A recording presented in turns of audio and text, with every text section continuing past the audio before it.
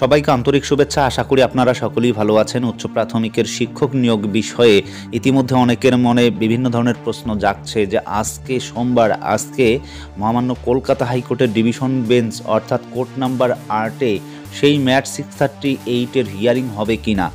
ইতিমধ্যে আমি গতকালকেই বলেছিলাম যে মহামান্য কলকাতা হাইকোর্টের প্রধান বিচারপতি টি.এস. শিবজ্ঞানম তিনি কিন্তু জানিয়েছিলেন যে সৌমেন সেনের কাছ থেকে যত ধরনের শিক্ষা সংক্রান্ত মামলা রয়েছে তা তপব্রত এবং পার্থসারথী চট্টোপাধ্যায়ের কাছেই অর্থাৎ তাদের বেঞ্চে এই শিক্ষা সংক্রান্ত মামলাগুলো চলে যাবে।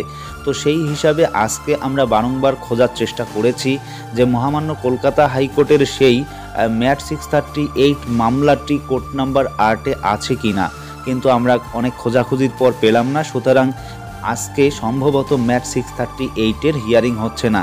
এর থেকেই মনে হচ্ছে যে বেঞ্চ এতদিন যে চেঞ্জ হওয়ার কথা ছিল সেটা সত্যি চেঞ্জ হয়ে গেল মনে হয়।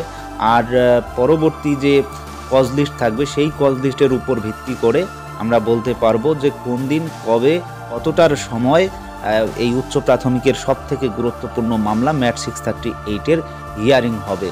তো আজকে সম্ভবত আর ম্যাট 638-এর হিয়ারিং হচ্ছে না।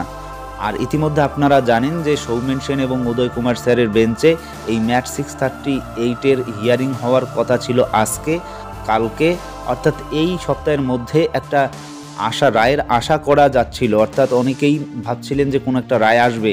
কিন্তু এই মুহূর্তে অন্তর্দ্বন্দ্ব বিচারপতিদ্বয়ের মধ্যে থাকায় টি.এস. শিবজ্ঞানম তিনি স্টেপ নিয়েছেন যে সৌমেন সেন এবং উদয় কুমার স্যারের যে বেঞ্চে শিক্ষা সংক্রান্ত মামলাগুলো রয়েছে তা স্পেশাল বেঞ্চ অর্থাৎ তপব্রত এবং পার্থসারথী চট্টোপাধ্যায়ের বেঞ্চেই চলে যাচ্ছে।